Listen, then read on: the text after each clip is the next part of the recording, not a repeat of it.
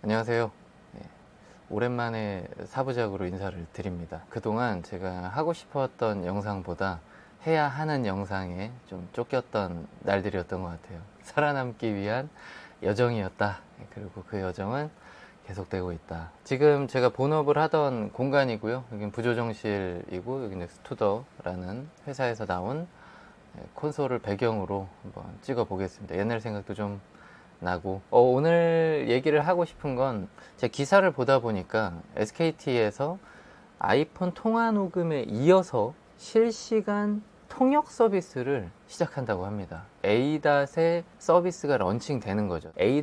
안에 통화 녹음과 연관해서 그 다음 넥스트 서비스가 나온 거예요. 제가 요거를 이제 SKT 관계자하고 통화를 좀 해봤어요. 이러한 것들이 왜 아이폰에만 되냐, 안드로이드는 왜 안 해주냐 라고 했더니, 통화 녹음 자체가 안드로이드는 원래 그냥 폰에서 되잖아요. OS에서 지원을 하기 때문에 A-라는 서비스에서 굳이 통화 녹음을 할 필요가 없었고, 통화 녹음을 하지 않다 보니까 그걸 기반으로 통역 서비스를 런칭하는 데에는 어려움이 좀 있는 거죠. 자, 다시 쉽게 얘기하면 아이폰 서비스 통화 녹음이 되던 거에 진화된 모델이라고 생각을 하시면 될 것 같아요. 이 기사를 보고 저는 그런 생각이 좀 들었어요. 통역이라는 게 계산기처럼 어떤 도구가 나온 게 아닐까. 기존에 사실은 실시간 통역해주는 서비스 기기는 많이 있었어요. 그런데 휴대폰에서 통화하는데 실시간으로 통역이 된다는 건 전 조금 다른 얘기라는 생각이 들어요. 해외에 나가고 싶을 때 호텔 예약을 해야 한다, 문제가 생긴다고 하면 두렵잖아요. 의사소통을 할 때 내 의견을 정확히 전달해 줄 수 있다는 건 삶의 질이 한 단계 높아질 뿐만 아니라 어떻게 보면 약간 새로운 세계로의 출발이라는 생각도 듭니다. 아마존에서 직구를 많이 하시죠. 그리고 아마존 뿐만 아니라 다른 곳에서도 직구를 많이 하실 텐데, 사고가 생겼을 때, 배송 사고라든지 분실 사고라든지 무언가 일이 생겼을 때 의사소통을 정확하게 이제 전달할 수 있고 클레임을 마음껏 걸 수 있는 세상이 된 겁니다. 자, 그런데 이게 무조건 다 좋냐라는 것에는 저는 약간 조심해야 될 부분이 있는 것 같아요. 이거는 근데 사실 AI 시대에 발맞춰서 모두가 신경 써야 하는 그런 부분입니다. 바로 개인정보인데요.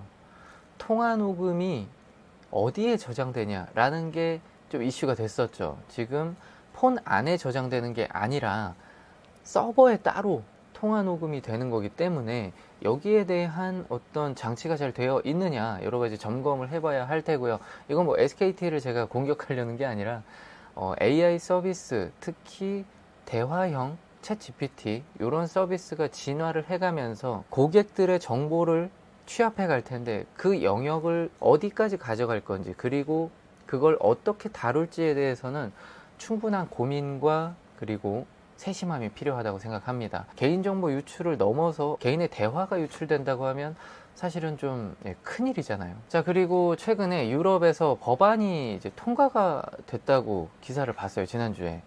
AI에 대한 법률인데요. 이제는 세상이 AI를 받아들일 준비를 저는 해나가고 있고, 2024년은 확실히 달라지는 한 해가 될 것 같아요. 갤럭시 S24 예측 영상에서도 AI 비서와 사랑에 빠질 수도 있는 상황에 대해서 약간 말씀을 드렸었는데, 요즘에 쇼츠를 보다 보니까 자이언티가 그 AI와 함께 뭔가 생활을 하는, 뭔가 아이디어에 대해서도 물어보고 작곡을 해달라고 부탁을 하기도 하고, 전참시에 나와서 그런 모습도 보여줬었죠. 그래서 누가 연예대상을 받을 것 같냐? 라고 했더니 기안84라고 대답을 해서 전현무님의 표정이 상당히 안 좋아졌던 걸 볼 수도 있었는데, 어쨌든 우리의 삶에 이제는 AI를 빼고 생각하기 어려운 세상이 올 겁니다. 그리고 이미 어쩌면 왔어요. A.에서 출시하는 통화 중 동시 통역에 대해서는 제가 직접 서비스를 테스트 해볼 생각입니다. 어느 정도의 퍼포먼스를 내는지, 그러니까 정말 네이티브로 봤을 때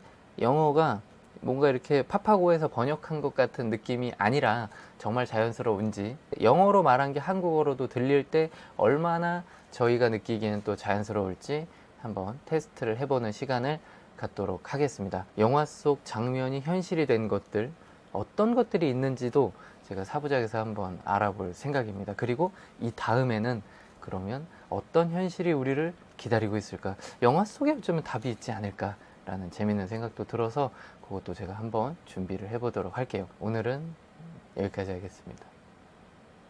또 봐요. 끝. 여기도 인사해주세요. 네.